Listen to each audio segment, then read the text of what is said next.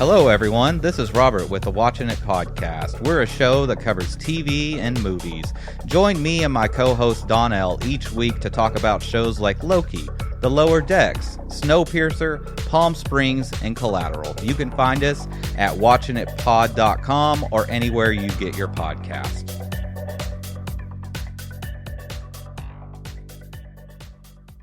Testing, 1, 2, 3. Testing, 1, 2, 3. Thank you for joining the Backlook Cinema Podcast with Zach and Zoe. On this show, we take a look back at the movies of yesteryear. That means we're going to talk about some of the best movies from the 70s, 80s, and early 90s. So thank you for joining us. Now let's get it started in here. Hi, this is Zach. And this is Zoe, and welcome to another episode of the Backlook Cinema Podcast with Zach and Zoe. And this is our 45th episode. The reason we started this show was to strengthen the bond between myself, Zoe, and my son, Zach. We watched movies that I loved when I was growing up before Zach was born most of the time. And then we get Zach's impressions on these great movies. If you like our show, then rate and review us on Apple Podcasts, Podchaser.com, or your favorite podcast app. And please follow us on Instagram, Twitter, and Facebook. You can find the details in the show notes. And please, I already said that part already. Oh my goodness, I'm choking to death. You're going to lose your father right now because I am choking on my own spit. So, what you been up to? Nothing other than binge watching one anime. Hold on a second, I got to cough again. Okay, I think I'm better. You said you binge watching one anime? Yeah. Oh, I think you told me One Piece? Yes. You bothered me good. on it. Where are you watching it on? Watching it on my phone? No, I mean, what service, or did you buy it? Well, no, because I don't really care for Crunchyroll or Funimation. I go to the illegal websites. I don't want to hear it. Yeah, huge commentary, blah, blah, blah. I don't, yeah. That don't make any sense. You get Crunchyroll for free. No, you don't. Yeah, it's not for free. If you don't want to deal with the ads, you have to pay for that. No, and I don't want to deal with the ads. I think it's on Disney Plus. You got to deal with the. No, it's not. I'm pretty sure it's not. And you got to deal with the ads. And then another thing, Funimation by Crunchyroll. So again, I don't want to deal with neither of them. I don't trust them. I don't like them. Okay. They can buzz off. Well, I don't know nothing about those services. I know you don't. But you doing it illegally, so ain't nobody winning in this situation. It's not helping the artists if you're doing it illegally. I mean, it's not helping them regardless because of Crunchyroll and Funimation. They hardly see a cent, so it doesn't matter regardless. Okay, well, and that's the issue with how Japan run things with animation. Right. They need to fix that. All right. So how was One Piece so far? This is good. You seen it before? I've seen it before. So this is a rewatch. Not a rewatch. I'm just going back to where I left off and then continue on from there and catching up. Oh, so you never actually finished it? Of course, it's never finished. Oh. It's one of those animes that's not going to stop. The only anime I know that stopped is Bleach. That's the only one I know. And Death Note. Other than that, One Piece is still going. Dragon Ball is still going. What's it? The one that Cowboy Bebop, that's different. Okay, that's different. I finished. Of course, I finished that. But this one, no. No, I'm just saying it's finished. It's yeah. They're not making any new episodes of Cowboy Bebop. They just got that live action coming up. Is this the first live action for Cowboy Bebop? Yeah. Oh, okay. So it's gonna be horrible. I don't know. They may have figured it out. See, the other live action shows that Netflix did, those were just practice runs. Yeah, sure. You keep saying, go ahead, keep giving them deal. Yeah, They're gonna get it right. Yeah, this go time. ahead, give them the excuse. Give them excuses. Yeah, because sure that works for them. So, I done lost my place. Hold on a second. Let me see if I can find it. There we go. So as soon as I find it, come on, stupid cat. All right, there we go. I found my place. I had to write in my notes what I've been doing because I'm very forgetful. So, what I've been doing is I'm still reading that Witcher novel. Just plugging through it. Yeah, I feel like he has a kind of a different personality in the books, just because he got a different person doing a different accent. It's like way different from what you see in a TV show and movies. And I feel like I'm almost halfway through with that. And then I'm plugging away at some of my favorite shows like Star Trek Lower Deck on its the newest season. So I'm happy about that. And what's that other one I was watching? The Marvel one. What If? What If is good. I'm enjoying that one. They did the zombie one. The zombie one was real good. And the one they did last episode when they like, what if all the Avengers was killed? So that was a dope whodunit, because it was a mystery. They had to get together and solve who was killing the Avengers before they became the Avengers. And so they showed the resolution. It was great. It was fulfilling. I liked it. So what else am I doing? So I'm going through the Last of Us, and I got to this part where I was kind of like in an apartment, and I could have gone through these doors, or I could have gone like over this rail, and I thought that I could climb back over the rail and go through the doors again, because you got to kind of figure out what you want to explore first. So instead of saving the game at that point, because I forgot that I could save the game at any time that I wanted to, I went over the rail, could not get back up. It's a space full of zombies. I didn't explore those other rooms. There could have been a guitar there. There could have been a collector card. There could have been anything in those rooms. There could have been mad weapons and whatnot, because I was low on everything. I hardly had anything. You do know you're playing a survivor game. What you think, I know, but you think you're gonna be ammo? What I usually do is I stock up on stuff, and because they had those two rules, it's just like any other video game. When they give you a bunch of stuff, that means joints about to go down. Well, you better love enjoying crafting a lot, because you're gonna do that. Yeah, I do a lot of it. I don't mind. Yeah, don't crafting. stop. Just keep crafting. But I'll do it until I run out of space. But see, what happened was I didn't check those two rooms, so I don't know what's in them. And I went on a rail. Lots of zombies. Barely. I had to go through that level several times. And then I finally got through the level. I guess I finally figured out that you can't fight these guys. You have to just run and get to safety. So that's what I did. And I was like, I missed those two rooms. There was like 2 or 3 rooms that I didn't go through, and it's bugging me. And this is like 7 hours in. You'll be fine. You don't need those 2 rooms. Just keep going. I'm probably gonna just keep going. No, just keep going forward. Replay 7 hours of video game, uh-huh. and I'm just playing. Keep going forward. And I'm playing the Jedi, Star Wars Jedi Fallen Order, and that's way harder than I thought it was gonna be. I just got no coordination. I don't know how to block. It really relies on you knowing how to block, and the enemy telegraphs you either got to block or dodge, and the enemy is really good at telegraphing when he's about to issue an unblockable attack. Flash red, and you can't block it. You got to move out the way, and I'm no good at that. I go right. You know what I got to say to that? And people, be like, "Hey, you shouldn't be saying that," but yeah, Dark Souls. There you go. Oh yeah, Dark Souls probably the same way, man. It's way harder. I was playing like the middle one, which is Jedi Master level. I guess that's like extra hard. No, it's hard. So they got baby mode, regular, hard, and extra hard. So I was playing on a hard, and I kept playing certain levels over and over again. I was like, well, this is too hard. So I bumped it down to regular, and I'm still having a hard time. I was like, man, I don't want to go to baby mode, but I might have to do that. I might have to drop it all the way down to baby mode, because I don't even feel a difference. It feels just as hard on regular as it did on hard. So I don't know. It's kind of bumming me out. I didn't think I would end up playing it on baby mode. You'll be fine. Yeah, I guess. So that's what I've been up to, and working, and the schedule's kind of mixed up. Have you seen the KOTOR trailer? No, but I know I got an email from them saying, "Hey, you can get it on the PS5 and PC because we're coming out with a remake." And I'm like, "Oh, okay. Why did I get this email? I think I have an account.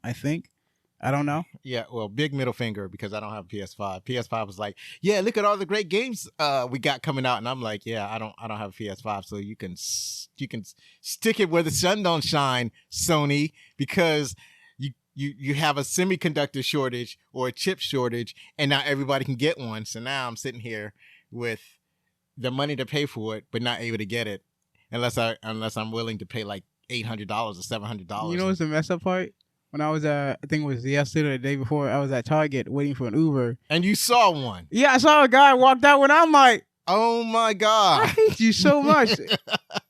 wearing a suit, and I'm like, I hate you so much. I really do, man. Oh my I hate God. you. And I look at Target, and I'm like, I hate you too, because every time I look, it's like, Somebody we're had it. out of stock. We don't got one. Somebody got it. So they cheating at Target. That's what they doing. They cheating. Like Malik was here the other day, and he was talking about, my friends got some. My friends know how to get some that his friends probably work in stores. That's what that is. Yeah, probably he got work in friends that stores work or in work in stores, storage. and they buy it, and they should make it illegal for employees to buy the PlayStation, but they hadn't done that yet. So it's going to be a while. They're going to have to have hundreds of PlayStation in stores before regular people get their hands on it. Because I'm not going to pay a cent over launch price. The only price I'm going to pay is whatever PlayStation has, and I'm not doing it. I'll wait to 2025 before. I'm not gonna wait that long. No. I don't That's even too care. long. And so you got the other thing.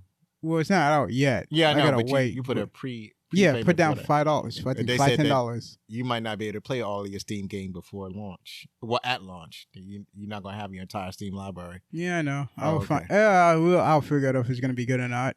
All right, so you can connect it to the TV and whatnot, right? Yeah, TV, computer monitor. Right. All right, so you'll be all right.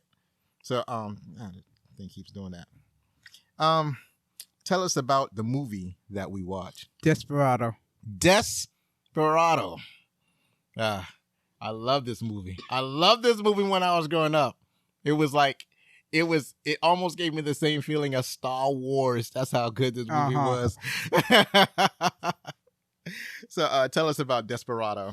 A former Mexican musician and a gunslinger, El Mariachi, arrives at a small Mexican border town after being away for a long time.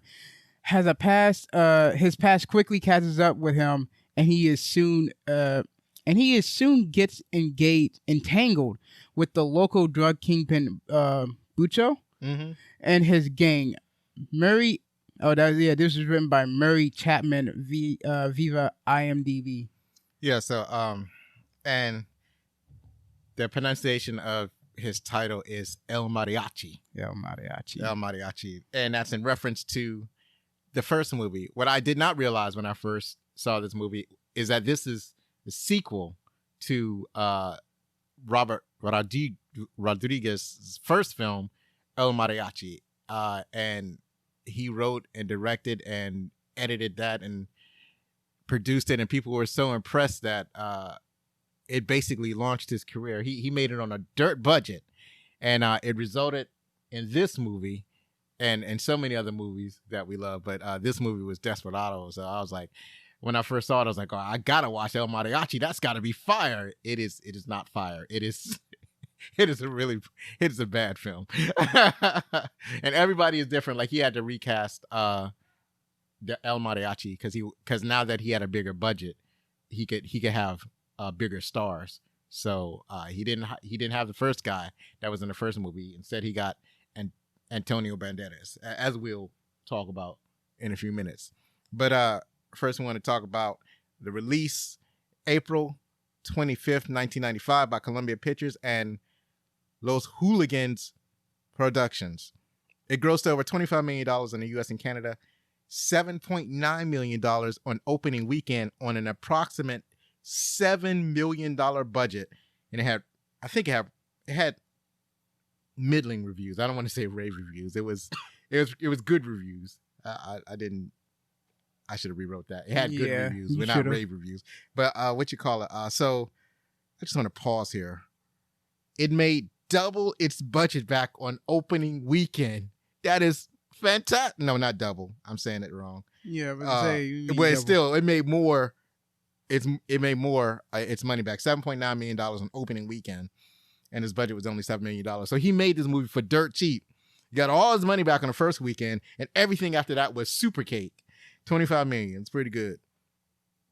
So, go ahead. Yeah, starring Antonio Banderas as El Mariachi. He was in The Mask of Zorro, The 13th Warriors, Shrek, and Spy Kids. Yeah, I already knew he was in Spy Kids. I was like, oh, that's the father from Spy Kids. Right, okay. Right. Yeah, Robert Rodriguez, he has his favorite actors. So, Antonio Banderas is in a lot of Rodriguez films. So this is also stars Selma Hayek as Carolina. She was in Frida, Fools Rush In. She's coming up in Eternals, right? Huh? The Hitman's Wife's Bodyguard. Jordan. Oh, that's a good name, huh? It's a good name. The Queen. Jaqueline de Alameda. Almeida. Almeida. See, we're both messing this name up, okay? We're both messing it up, but I'm gonna give it my best shot. Almeida. Oh, you know that. Yeah. He was Bucho. He's in Fast Five, The Hitman's Bodyguard. Okay. Behind Enemy Lines. Right. So he's in the first movie. Selma Hayek is in the second movie. Also, we have. I'm gonna give the correct pronunciation of this name because everybody in America, like when he came over, he's been a long time actor. He's been acting for a long time. We always called him Cheech Marin, but his name is actually pronounced Cheech Marin. So Cheech Marin, he played Short Bartender. He was in Born in the East LA, Up in Smoke, and From Dusk Till Dawn. Did you ever watch that show that we used to watch? It was called Nash Bridges. No, I don't remember it. It was about this cop. He was in Los Angeles. He drove in his car, and he had this Mexican partner, and the Mexican partner was Cheech Marin. But yeah, we used to love that show. We used to watch the crap out of it. You may continue. Steve Buscemi. Ooh, that's a good one too. Buscemi. I gave you all the hard ones. Yeah, huh? yeah. Don't worry, no worries. Nobody knows how to pronounce his name properly, but I believe it's pronounced Buscemi. Okay.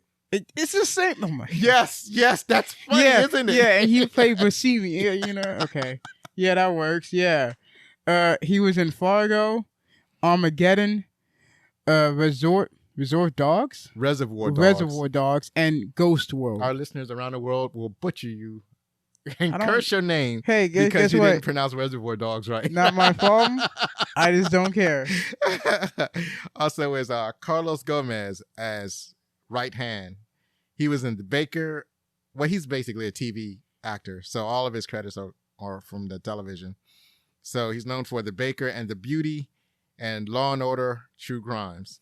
You had Quentin Tarantino. He was the pickup guy. He was in Pulp Fiction, Jackie Brown, and Django. Oh, I thought that D was going to trip you up, but he didn't. You passed the test. Uh-huh. So, he's basically in all of his movies. Like whenever Quentin Tarantino directs a movie, he finds a way. You know what? I'm gonna put myself in. I'm gonna find a way. Yeah, I don't care if I get myself killed. I'm putting myself in it. Right. And he and Robert Rodriguez is they're really close friends. And last one is that we're gonna mention is Tito. Oh goodness gracious, Tito Larriva. Larriva? There we go. Thank you. You did it. You saved me. Tito Larriva. He played Thabo. He was in Once Upon a Time in Mexico and From Dusk Till Dawn. And that's kind of funny because was he the one throwing the knives? No. Okay. I didn't put his name. You didn't. And I was like, his name is not on here. Why? What was his name? I can't remember. Oh, man. But I know he's mainly known for having a machete. Right. Oh, actually, did I put that somewhere down here? Hold on a second. Yeah, I did. I put it further down because that's why I thought I put his name on here. Hold on a second, ladies and gentlemen. We're going to look in further down in the thing to see if we can find that one actor that Danny Trejo. So Danny Trejo, he basically played an enforcer. I don't know what his title is in the movie, but he played an enforcer from the Colombian cartel. So, why don't you tell us about the director? Yes, this was directed by Robert Rodriguez. He directed El Mariachi, Planet Terror, Spy Kids, Machete, and Zorro, the TV series announced. Right. So there's going to be a TV series called Zorro that he's going to create. I think he's the writer. He's going to be the writer, director, and showrunner. This is going to be his show. So, Robert Rodriguez, not only did he build our childhood, but he gave us some of great action adventure movies. He's an all-around figure. His style is very similar to Quentin Tarantino. And I feel like the best way you can tell the two types of movies apart is Robert Rodriguez almost always has mostly minority actors, mostly Latinx actors, and most of those Latinx actors are from Mexico. So I was about to say, of course they're mostly Mexican. Right. Like, yep, this is gonna be good. I feel like he's almost like the Mexican version of Spike Lee.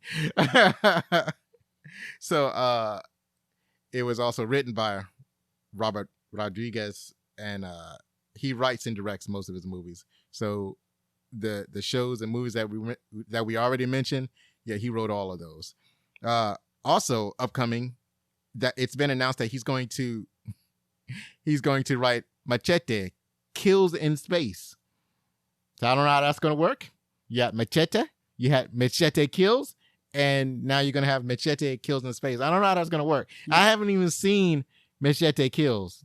Pretty sure he's just going to go in space and start killing people. That's all weird. I can say. That is weird. No, he's going to be on a spaceship. Don't seem like he's gonna spaceman. What's going to happen? It's not his He's type. going to be launched out of Earth.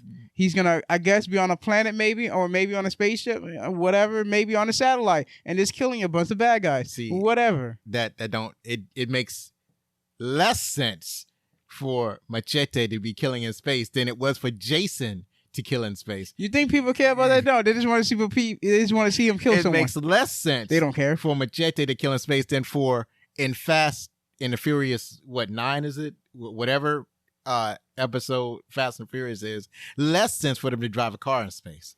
It's less sense for Machete to kill in space. It makes more sense for them to drive cars in space in the Fast and Furious movies than it does for Machete to kill in space. That's all I'm saying. It'll be fine. He's just going to kill people in space. Okay. No one's going to care. We'll see what happens, because I'm definitely going to watch it. Uh-huh. This is music by Los Lobos. They, I guess, is a band. Yeah. They did Handy Mandy and Resurrection Boulevard. Yeah, so they're a very accomplished Mexican band. So, and I think they've done a lot of collaboration with Robert Rodriguez. So the producers were Elizabeth Avelin, Bill Borderden, Carlos Gallardo, and Robert Rodriguez.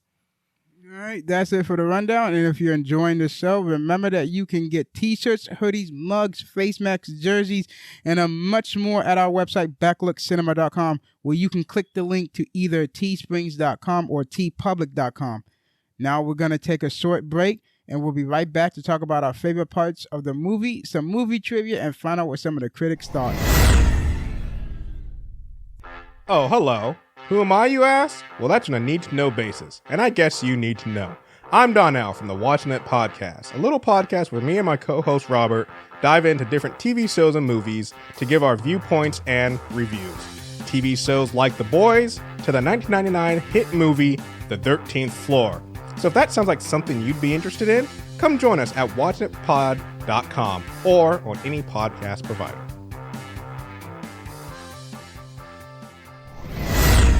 The following is made with music provided by Zapsplat.com.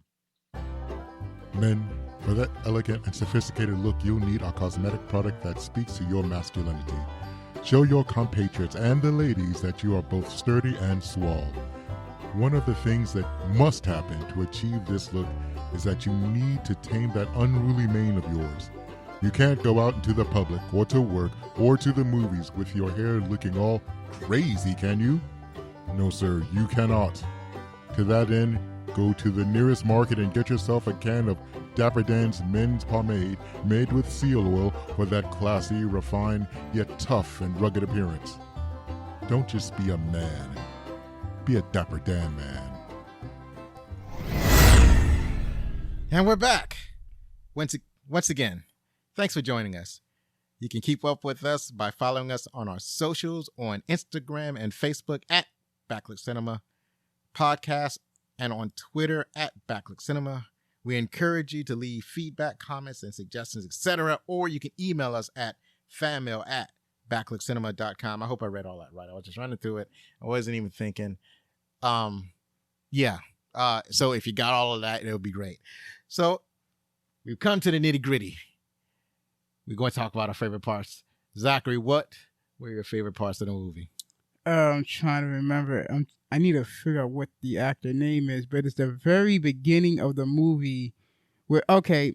Oh, Steve Buscemi. Okay, yeah. Right. That is his name. Okay, I thought it was someone else. I was like, I didn't know what his name was. But yeah, Steve, where he comes in, Buscemi basically goes in a bar, and he looks, first he smokes, then he throws a cigarette around and constantly rub it out until everyone's looking at him. Then goes up to the bar itself and orders a drink. And as he does that, he tells them a story. And all of them are freaking out. And then he's like, yeah, good luck, guys, and leaves. And I'm like, what in the world was that about? Right. So he basically tells them a scary story about the biggest Mexican he's ever seen and walks into a different bar and then goes in. Yeah, a better bar. It's not like this. This bar is clean. This right. Better. No, the other bar was like nasty and dirty. And it has ne'er-do-wells. I'm like, you guys are nice. But you guys are great. You guys are great. Nice. And the beer? Oh, the beer is horrible. This beer is perfect. Right. So he tells his story and how the guy in that other bar just first he whispers to the bartender, and then he gets in a gunfight. And he reaches down into this case. He didn't say what kind of case it was. Yeah, he never said what kind of. He was like, it was a big case. And then he just pulls out the biggest gun he's ever seen. And he starts blowing everybody away. And they asked him, well, "What did you do?" I just stood there. I was really scared. I was amazed. Right. So he kills everybody in the bar except him, and leaves. And now, like you said, everybody's freaked out. So yeah, that was a great part. That was a great way to start this movie. Next good part was when El Mariachi, he walks into the bar where the story was just, well, it's not, it was like a day later he goes in there, right. And they freaking out like, what's in the case? He's like, it's just a guitar. He's like, put it down. And they had one of the and they all come out with guns, going up to him, hold him at gunpoint, and have one of the guys check, like, yeah, there's a guitar. See, nothing to worry about. Next, thing you know, they open up the case. They open up the guitar case. They see it on the top. They see a guitar, but for some reason, that part lifts up as well. And I'm like, did they just trigger another door? Okay, yeah, they did. Right. And they see all the guns he has in there. And he's like, listen, right. Let's talk about this. The guitar was a false front. He was like, so when the guitar opens up like a door, and then you see all of his guns. He's like, listen, let's just talk about this. I don't want to cause any trouble. And then, like a musician, just has two guns comes out of his sleeve. I'm like, okay, sure. Yeah, you had them in your sleeve somehow where they showed no shape or form. Okay, right. That perfectly makes sense. Also, and they popped up too. Oh yeah, right. It's not like he had his arms down and he whipped them out. And like, it wasn't like he had his arms up and he popped up. I'm like, right. And that it makes wasn't no like sense. It wasn't like these were tiny guns. These were gigantic guns. Again, I'm like, you can't hide that in your jacket. There's no way they came out that smooth from your jacket. Yeah, gigantic guns under his sleeves, and he just starts blasting them away. Yeah, blast them away. So a note about the blasting away: none of the shooting in this film was realistic. Of course, that's not realistic. It is not the point. That's too powerful for my gun. No, he was like he was shooting two hands. He crossed his hands as he was shooting. It was very stylized way of shooting. But one of your favorite things happened. What do you mean? Oh, you talking about what other things? No. I'm just saying in this gunfight and most of the gunfights in the movie, one of your favorite things about gunfights happened. Talking about the shooting or the reloading? The reloading. Oh, yeah. The constant reloading. Hey, at least they reload. I was like, good. But I'm like, yeah, you're having trouble because you have to like, okay, that's one gun reload. I'm like, first of all, why are you guys sneaking around? You know he has to reload. Right. Why are you guys sneaking? Just go. Come on. Probably because he has two guns. I mean, if he was smart, he would shoot one gun at a time. But instead, he shoots both guns simultaneously. No, to make it worse, he's shooting them like for one target. Right. And like for one target, he empties a clip. I'm like, you just empty almost like half your clip for one person. Right. Only 2 shots are good. You don't need to be like 8 of them. Well, I can understand him doing more than one because it's like a couple of gunshot wounds to the chest. He might survive long enough to shoot his own weapon. Yeah, but again, he's getting still half the clip. Like half the clip it's kind of overkill. I mean, I think half the clip he has enough holes in him. I mean, he doesn't have to keep shooting them. So, what was some of your other favorite parts? It's also still in the fight scene where the guy from the underground he comes up, and They both run out of bullets, and they're so like, he's like, okay, listen, you got two choices. You can leave now, or you can stay. No promises guaranteed. And they slowly reach for a gun, and they keep trying to pull the trigger on each other. I'm like, why are you trying? Right. So and every gun they pick up is always empty. I'm like, right. That was nothing. a nice part. There's nothing in those guns. Right. So at this point, everybody in the bar is dead except for that one guy that he's talking to. Well, there's two alive still. It was him and the other guy on the ground. Because remember, before that, there was a guy that took one person downstairs into the bathroom. Right. After they killed the other guy, because they're like, yeah, he's a fake. Right. Yeah. So, but just those two up on the top. Yeah, part on the top bar. part, So, they're alive. And so the El Mariachi, he gives the guy the chance to leave the bar, and instead they both reach for guns. And both of the guns that they pick up are empty because there's a bunch of dead guys and a bunch of guns on the ground. Also, all of the like, guns they try to pick up are empty. That was the funny part. That's just out of coincidence that they're all empty too. Because I'm like, I'm sorry, you shot most of them and not all of them got their shot off. So, or it just so happens that those they just so happens to be empty. Right, that's but I thought that was funny. Had to snap the guy's neck. Cause like, okay, that's done. Right. So, the funny thing was that why not just start fighting at this point? Like, why are you still reaching for guns? Why not just get into a fist fight? Forget that. At this point. No, that's too much effort. No. Oh, excuse me. I think I'm going to choke and start coughing again. So, what are your other favorite parts? I'm trying to remember. When he basically goes to the church and he's like, okay, we need to come up with a plan. And his friend's like, no, we're not doing that. No, I'm gone. I'm done. I'm out. I'm done with this. I told you. Right. We shouldn't be doing this. So his we need friend, to walk away. They go to a Catholic church, and the Catholic church is a confessional. So he goes into the confessional door, and on the other side of the confessional, instead of the priest, it's his friend. And do you remember what he said when he first get into the confessional?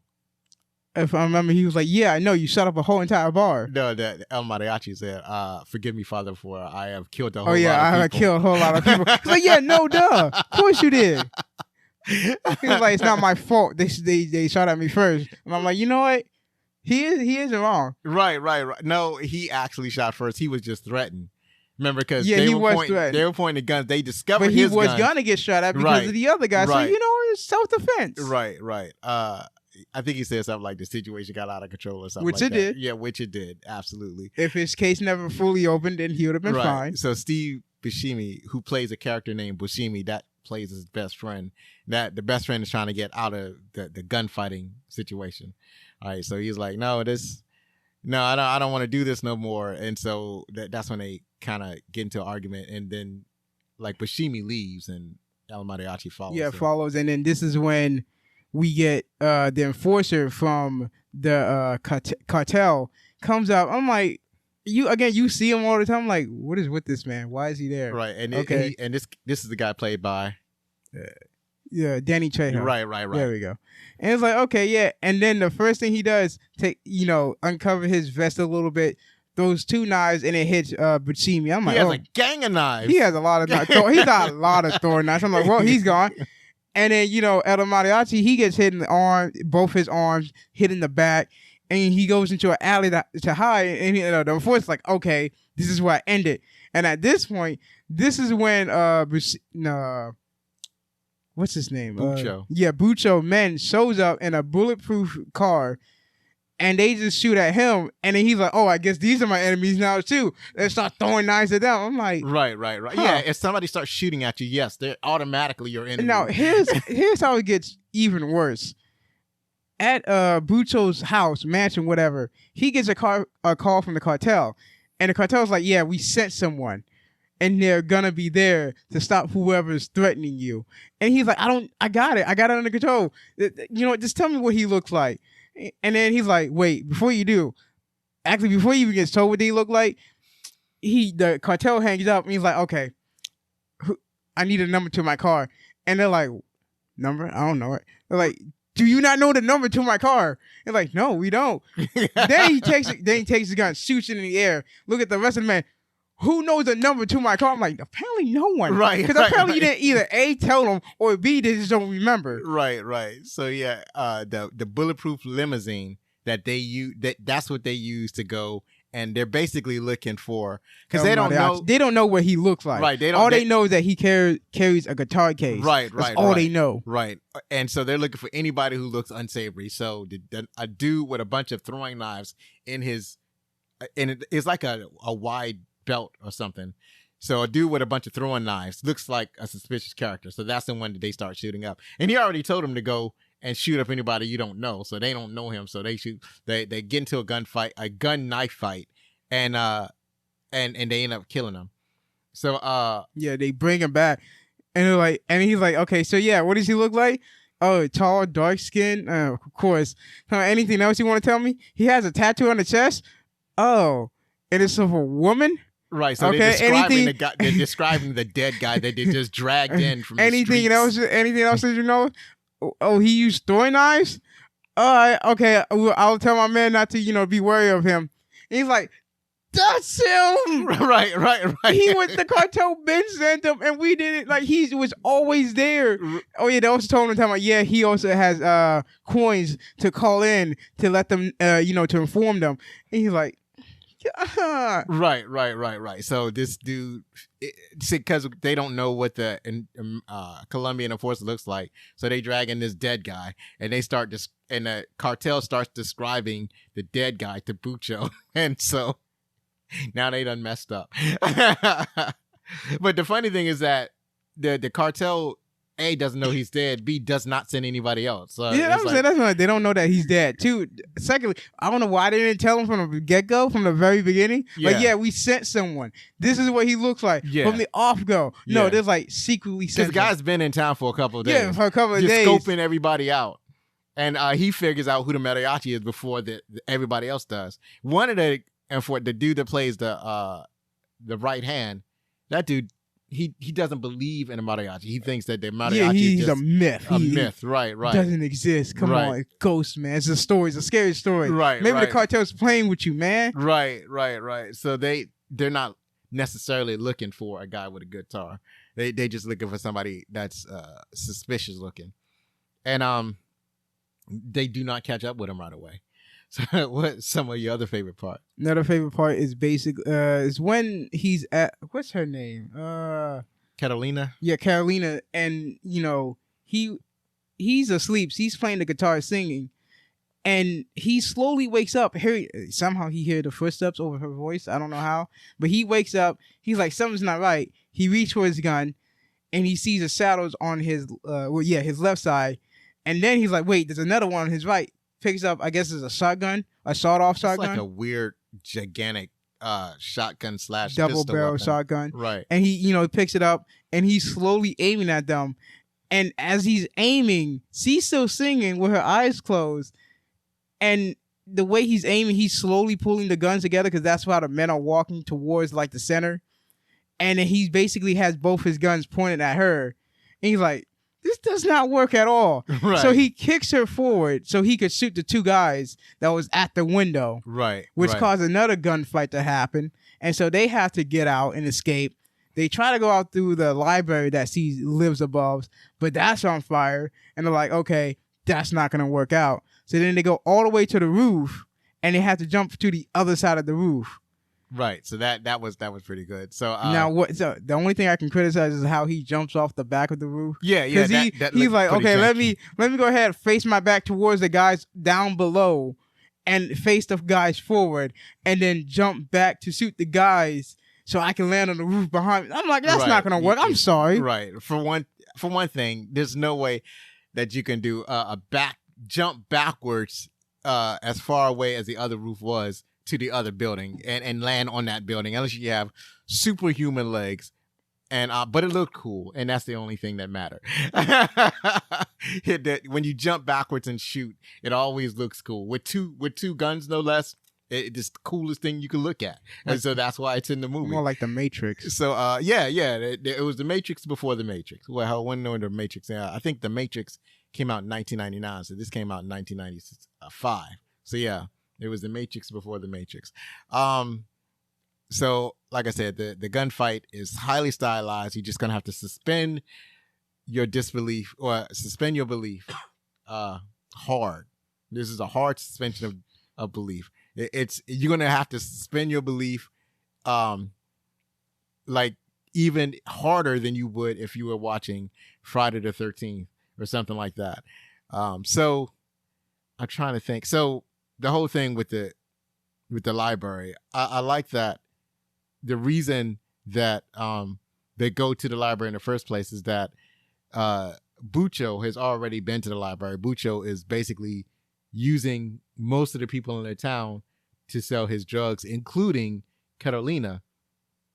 So when he goes to visit her and asking if she's seen like a suspicious stranger. Oh yes, yeah, a stranger. She's hiding that stranger. That behind the counter. And Mariachi. Now while he's behind the counter, he's trying to reload his gun as quietly as possible. And I'm like, I'm sorry, but that doesn't work. Right, it does not work. I mean, it works in this movie. Apparently it does. Apparently he doesn't hear anything. I'm pretty sure you would hear some type of clicking noise. Actually, see, that was going to be my point. It's funny, right? Because he goes through all the motion of reloading his gun. Because he doesn't reload. He just takes out his magazine, see how much it's a pistol, see how many bullets he has. He has like 1 or 2 bullets, and he slowly tries to slide the magazine back in the grip, and then he cocks the weapon, which I was impressed that they put that in the movie because they don't show that a lot of times. And he tries to do that as quietly as he could while just several feet away from him, Carolina is having a conversation with Bucho, and then then he leaves, and so but then later on he decides that Carolina has betrayed him and is hiding El Mariachi, and so I think maybe he did hear all the clicking and clacking, who knows, and then Catalina was acting all sus. So he was like, nah, he's there. Go burn down the library. Just kill everybody there. Yeah, just make it look like an accident. He didn't care if it was an accident or not. No, he told him to make it look like an accident. Did? Yeah, okay. That's why they burned the library. Right. So they was going to shoot him, and then because they want to look like an accident, burn the library. But if you shoot somebody and then burn the library, and then investigators come. Remember, they're going to see he owns the town. No one's going to investigate Jack Diddley's squad. What is the point of making it look like an accident if he owns the town? To make people say, be quiet, didn't see anything. I guess that'll work. So what's some of your other favorite parts? Let's see. I guess this is a third gunfight where basically El Mariachi, he's like, okay, yeah, I'm going to call in the guys. Yeah, come bring them over as fast as you can. Yeah, they mentioned the guys earlier. So these are his former bandmates, and I forgot what their names were. But he decides he's just going to go ahead and call. He was afraid to call them because they would like destroy the whole town if they showed up. And it was all 3 of them together. Yeah, 3 of them together. He finally, because he was at a point where he was going to shoot. He had Bucho in his sights. He had I think it was like a Desert Eagle. It was some type of gun with a very big scope. Yeah, that's what I'm saying. I think that's a Desert Eagle. And it had a scope on there. So, and he had Bucho in his sights. He could have easily killed Bucho. That's what he wanted most in the world. And now Carolina wants him dead too, because like if Bucho continues to live, he will never let her live. So she needs him dead so she can continue to live. But he can't do it. He can't. And I couldn't figure out why, because I hadn't seen this movie in a long time. Why is you not shooting him? He wouldn't tell nobody. He wouldn't tell her. He was being rough with her and whatnot. He's just being a complete a-hole and first not shooting her, then treating her all rough. And then what you call it? And then you find out later on why. I forgot where I was going with this conversation. Yeah, exactly. I can see. But yeah, he calls in the 2 guys. Yeah. They go down. I guess they're an empty town or a part of an empty town. You got that little kid there who wants to be in a mariachi band, playing the guitar, practicing because he's supposed to practice all day, all night, as he's told. Yeah, and he, to his credit, he is always practicing. But how he ends up in the same place where the gunfight is totally beyond me, because he's everywhere. This little kid is everywhere. Like everywhere you turn around, this little kid is just walking around. It's like, how is he always everywhere? Apparently, he just is. And he ends up. So, because he's that little kid, so he ends up there in right where the gunfight's supposed to be. Yeah, and so what happens? So Bucho's man comes in their bulletproof limo. They come in. Mariachi, he gets his 2 guns ready, but then one of his bandmates, basically, it's a cello case, and I'm pretty sure it's a cello. It could basically be. It's instead of being a fake case, no, It's a machine gun. It's 2 machine guns. Right. So one of his bandmates is wielding 2 machine guns that are basically disguised as A cello guitar case. Yeah, a cello case. So as he starts shooting at the limousine, only to find out it's bulletproof. So Yeah, he and then doesn't. Apparently, don't know where the trigger is on these devices. They're neat devices. They're on the handle, I'm pretty yeah, sure. trigger That's the must only be way. on the handle. So he's holding the cello machine guns by the handles, shooting both of them. Not much of recoil apparently from the cello cases, and shooting at the limo, and the limo is bulletproof. So then what happens? Then the third member, he does this does a little pose just to shoot a rocket out of it. And I'm like, first of all, I'm pretty sure, I feel like you shouldn't have to do that pose. I feel like you can just hold it on your shoulders and shoot like that, or somewhere else and shoot it. But that pose is weird. It's like if you watch wrestling and you seen the Shawn Michaels entrance, he does that pose. Right. And I'm like, he does the Shawn Michaels pose. I'm like, what why? Just shoot the rocket. It's like, come on. It's So, simple. What's her name for Black Widow? She would have said he was a poser. Oh yeah, poser. And I'm like, such a poser. It's like, why do you do this? Why do you do this when you fight and you flip your hair? Why do you do this?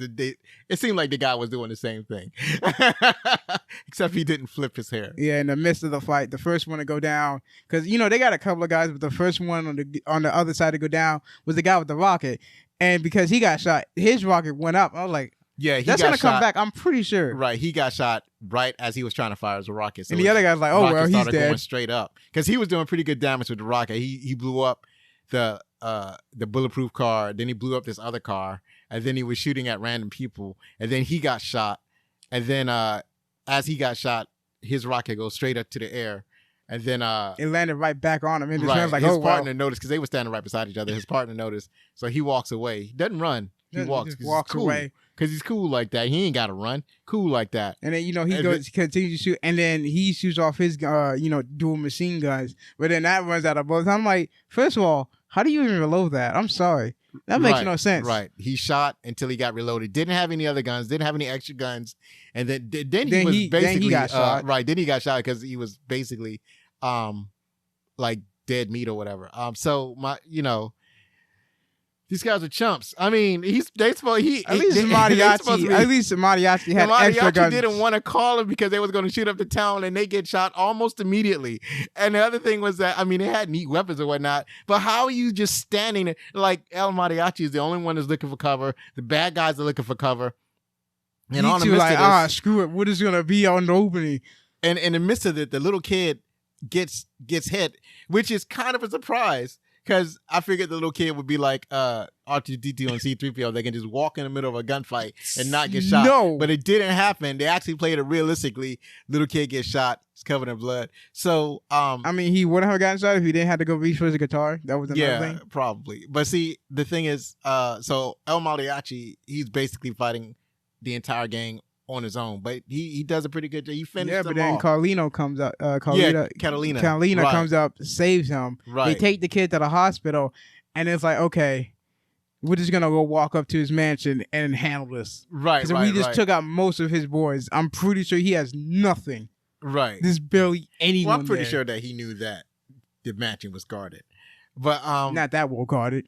But yeah, so that gunfight kind of tripped me out because I didn't expect his best buds that were going to destroy the town would get taken out like that, and how they did not look for cover. It was like they're very poor combat techniques, in my opinion. Very poor. You just don't stand in the middle of, like, no cover whatsoever. Just stand in the middle of the road and just shoot your weapons and not worry about getting shot at.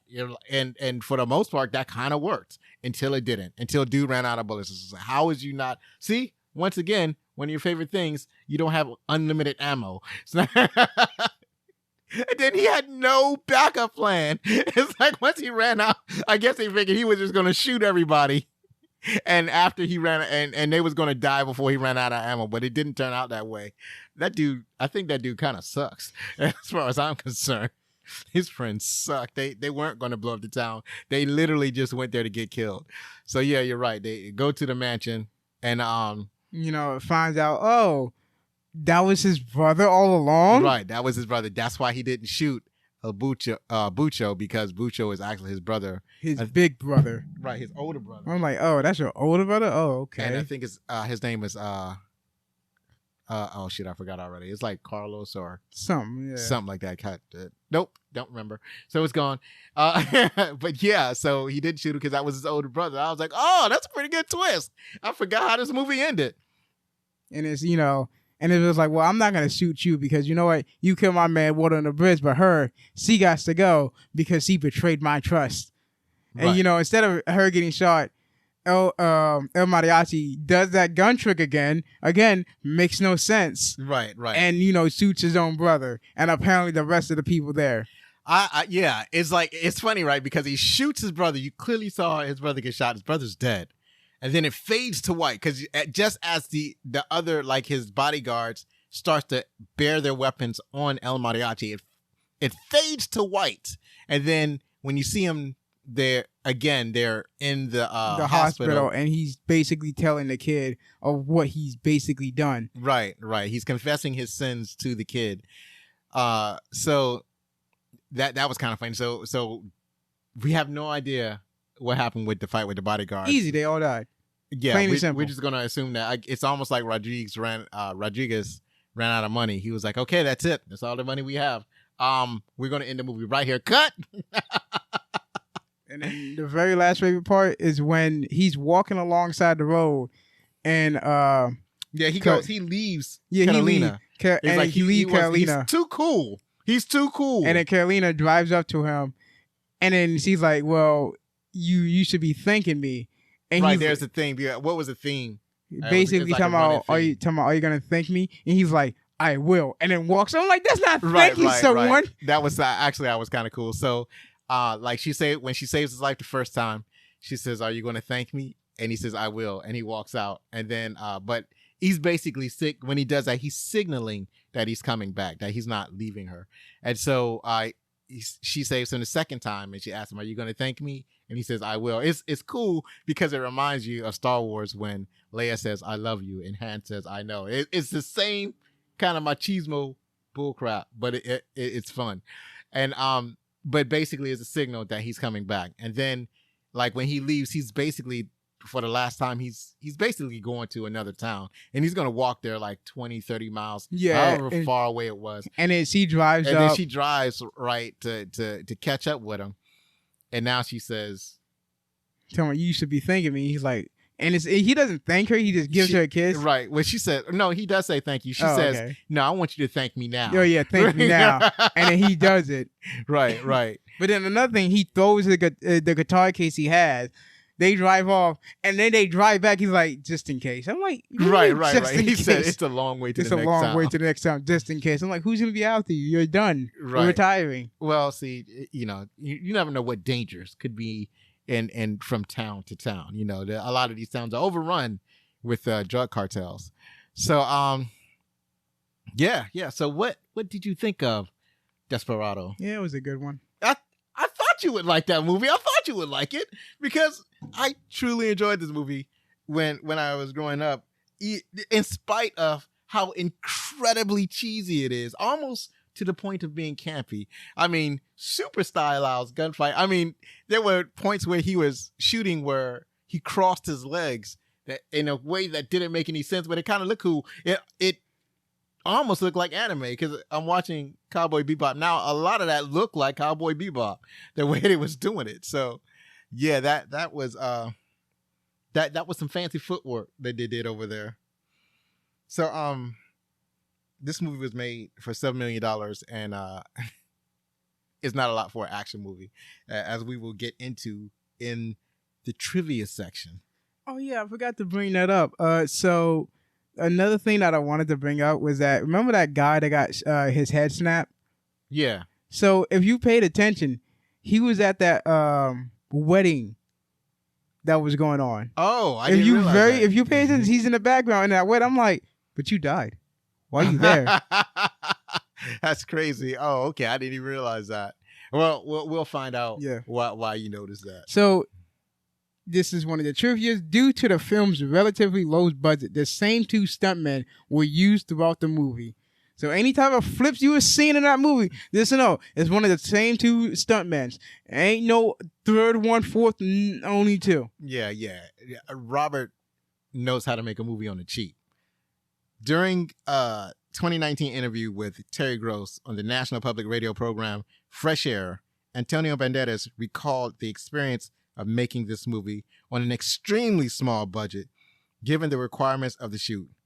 It was crazy. We did a movie with practically no money. We did a movie with $3 million for an action movie that's practically nothing. There was a guy in the movie, a stunt guy, that I killed like 9 times. I killed the guy with beard, without a beard, with a mustache, with blonde hair, with glasses, without glasses. I mean, I think the guy who made the most money in the movie was the stunt guy. Director Robert Rodriguez said in his DVD commentary that the day they shot Salma Hayek's love scene with Antonio Banderas, the entire crew showed up to see it. He continued saying that apart from the actors, only he and the script supervisors were in the room. During the production of the film, director Robert Rodriguez and actor Danny Trejo discovered they were second cousins. Really? That's pretty okay, cool. so I guess that's why we will see him in most of Rodriguez's Right, movies. right. Like majority of them, you will see Danny Trejo. Right. Majority of them, you will see him. Yes, he's in Spy Kids. He's the star of Machete. He was actually, the reason Machete came about was because when he and Tarantino were doing Planet Terror and I think it's Death Proof.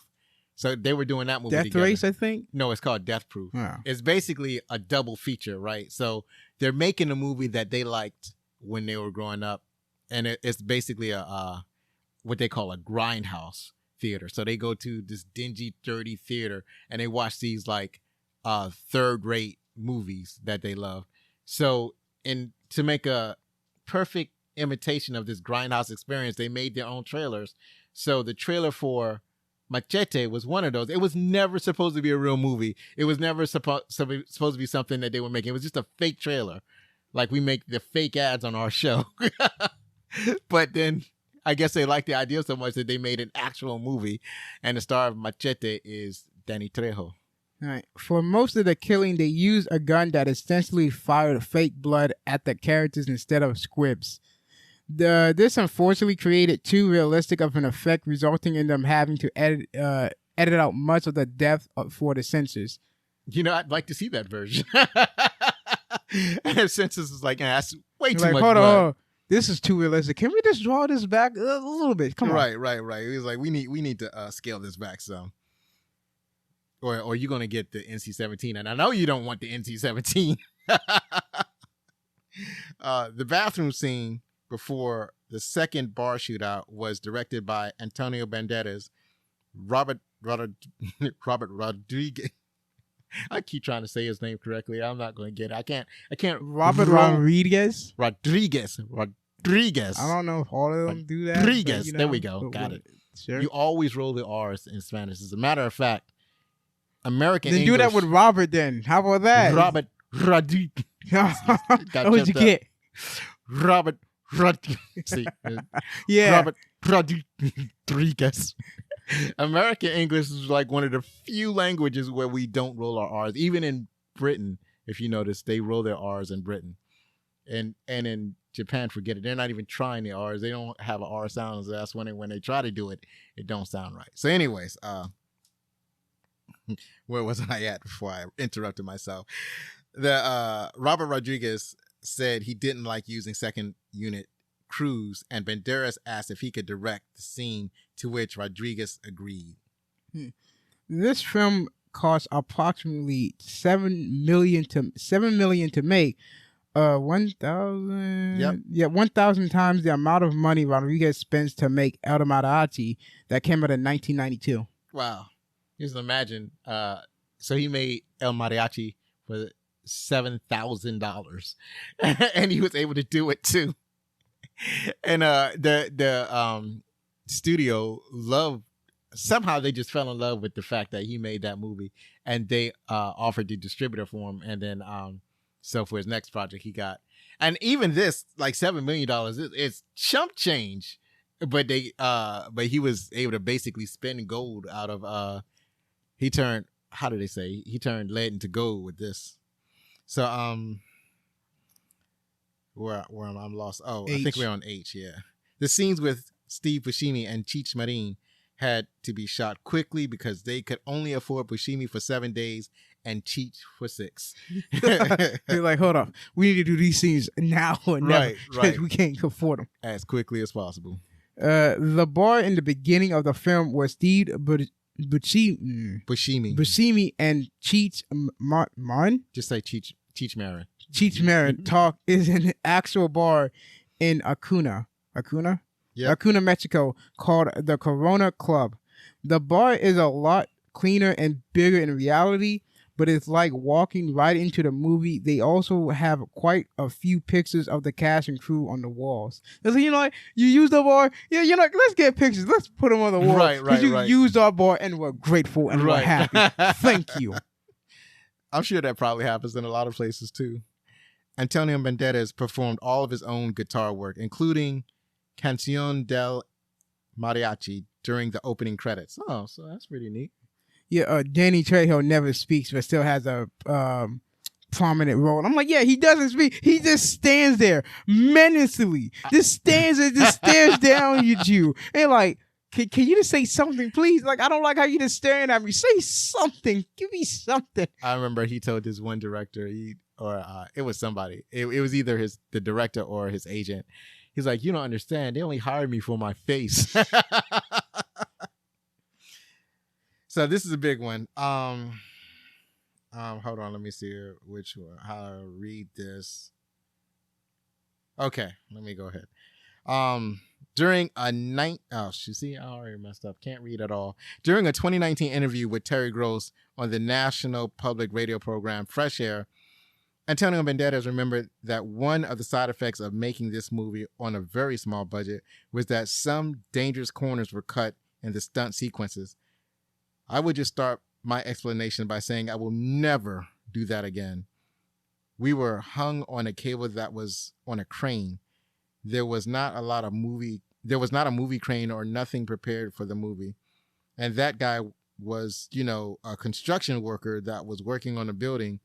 A house very close was transporting Selma first and then me from one roof to the other. That cable was attached to a harness that we had under our, costume, but it was not very precise because the guy never rehearsed it. He never did anything like this. He's not a safety expert or a movie professional. No, this guy was just bringing bricks on top of the roof, but not people. And so I remember the first time I jumped backwards, the guy just dropped the cable a little bit too heavy and I hit my head on the next building. So it was just crazy. So we repeat that many times until the man actually got it. But we were playing with our lives right then. And then there was an explosion behind us, a fire that has to fill the whole entire screen. There was no CGI. That was for real. And I remember the smell of it, burned hair, my hair, Selma's hair, and everybody that was behind the camera hair. And here's the thing. Like, never again. In that scene, he threw 2 grenades. There's no gas tank. Oh, yeah, he threw 2 grenades. There's no gasoline. There's nothing. Just 2 grenades. Remember what I told you about grenades? There's none of that. None of that fire and all hell and no wall of flame. None of that. It's just poof. That's all it is. It looks like a magician's trick. It looks like a puff of smoke when you throw a grenade. So anybody that's near that grenade, they're going to be feeling the pain or they're going to die. But and you really can't look at it because it's throwing like tiny particles, get into your eye. You'll be blinded for life. So you do kind of have to duck and cover or turn around and walk away from it and have it hit your back instead of your eyeballs. But still. No wall of fire is going to come from 2 little grenades. Not even an incendiary grenade. So, but this is a movie where where the main character is double fisting guns the entire movie, so I guess we can forgive it. So there's no limit to the suspension of belief. Though Quentin Tarantino wasn't initially cast in the movie, the character he played was based on him.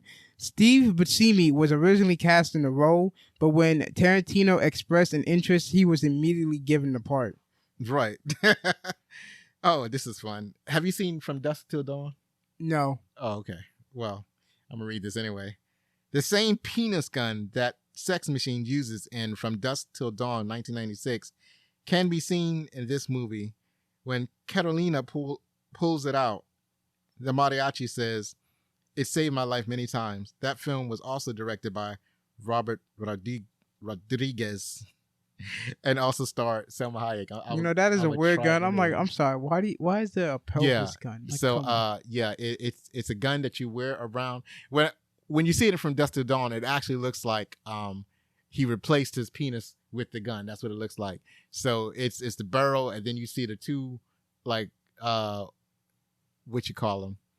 Yeah, the two round bullet. Mm-hmm. I guess they're magazines. I guess it's almost like a revolver, except instead of the I guess I don't know what you call the part of the revolver that actually holds the bullet, the revolving part. But but for the purposes of this explanation, we're going to call that a revolver magazine. So it's like revolver magazines. He got two revolver magazines on each side of the barrel, and it's on a belt, and you're supposed to wear it around your waist, and you can fire it without pulling the trigger. Don't ask me how. Don't ask me how it works. It's movie magic, right? So El Mariachi had one of these weapons. So, this came out in 1996. We might be able to put that on the list. No. The funny thing about it is that it's half action movie, half horror movie, and it has what you call him, the dude from ER in the movie. Can't remember. One of the Batman. Shoot, the one that was in Batman and Robin. That one. Yeah, don't stress yourself over it. Oh, I thought you seen Batman and Robin. I have. George Clooney. That who you're thinking of? Yeah, George Clooney. He was the other character. It was George Clooney, Quentin can't say his name. Quentin Tarantino. Thank you. They were in that movie along with a bunch of others. So, surprisingly, well, I don't know if Danny Trejo was in that movie or not. I'd be surprised if he wasn't. Go ahead. The movie was originally entitled El Pistolero, The Gunman, to be consistent with the first film El Mariachi that came out in 1992. It was changed at the request of the studio in Mexico. It was released as Pistolero. He was like, I'll call it what I want, Mexico. Ha ha. He's like, guess what? In Mexico, it's gonna call Pistolero. Ha ha. You can't tell me about that because guess what? Ha ha. Different state, different country. Right. Can't do nothing about that. Ha ha ha ha. Right. Selma Hayek. Oh, so I'm about to read this part. So this is the worst part about the behind the scenes of this movie. I didn't know about this until I was doing the trivia, and this shows the depravity of man. These people are awful. I guess they're all right now. They were young and stupid, and this is just an awful thing that happened in the movie, and this should never happen to a woman. So I just want to say that before I read this. So Selma Hayek said during an interview in February 2021 that filming her nude scene in Desperado was traumatizing. It wasn't in the script, and there was no mention of it when production began. But she agreed to do it when Robert Rodriguez brought it up. When it came time to film it, she was incredibly nervous. She had never taken off her clothes on screen before, and the thought of being nude in front of Antonio Banderas and the crew was terrifying. Just as they started to shoot, she started to cry, telling the others she didn't think she could do it because she was afraid. Banderas and Rodriguez tried to comfort her and lighten the mood by making jokes, which helped for little stints of time. She would remove her towel and be nude for a few seconds, then start crying again and put the towel back on. They were finally able to get her comfortable enough to finish the scene, but Rodriguez ultimately had to make do with a bunch of quick cuts for the final film instead of the longer shots he'd won it. So that was a terrible thing to do. It was a rotten, dirty trick to ask somebody to come on the set and be new when it's not in the script. He didn't talk beforehand. It just out of nowhere, and then wouldn't take no for an answer. It was that was a horrible thing to do. So these people are suspect. So go ahead and read. When Desperado hit theater, Selma Hayek took her parents and brother to see it, but made them go into the lobby when the sex scene played. Smart move. Yeah, that was Smart move. Good move. So you know what? We're gonna find out what the professionals critics thought about this movie. So the critics on Rotten Tomatoes, it aggregated to 66%. The audience gave it a 79%. And on IMDb, it got 7.2 out of 10. So what were the professional critics saying? Janet Maslin from New York Times. Mr. Rodriguez may be good enough to make a film about anything, but Desperado would collapse if his characters had anything to do anything but play with guns. You know what? I strongly disagree. Yeah, I hear the turtle tank too. You might hear some water dripping in the background. I don't think they're here. Trust me, I don't see it popping up on the screen. So yeah, that's wow. I don't know what to say about Janet. It doesn't make any sense because the dialogue is real good. I really like the dialogue, like the part we talk about where it kept going. You know, are you going to thank me? And he said later or whatever. And that scene with when they brought the dead guy there and the boss is all upset. So they had a lot of good nuggets in this movie, and so I don't know what Janet Maslin was talking about. It had a lot of good saving graces. It got slow in some parts and it ran kind of long, but otherwise these were some charming characters. So Margaret A. McCurk from the Cincinnati Enquirer, she wrote, "It's a splashy, flashy sex cartoon with a charismatic star who was a fine old time stomping his refined European image into the dust." You know, I think that's a backhand compliment. I believe that that's a backhand compliment. But, you know, an actor is supposed to go into a role. He's supposed to inhabit another character. So if he needs to be dirty, he'd be dirty. If he needs to be clean, he'd be clean. You know, whatever he needs to be, that's what he is. But still, yeah, it is a splashy, flashy sex cartoon. I agree wholeheartedly with that. She has the right of it on that point. And Kenneth Turan from the Los Angeles Times, he wrote, "What Rodriguez has essentially done in Desperado is to make a slicker, more expensive copy of what came before. And what looked promising for $7,000 looks tiresome for a whole lot more." Nope, I disagree, Kenneth. I don't think Kenneth knows what he's talking about. Go ahead. That's all I got to say about Kenneth. Rosa Parra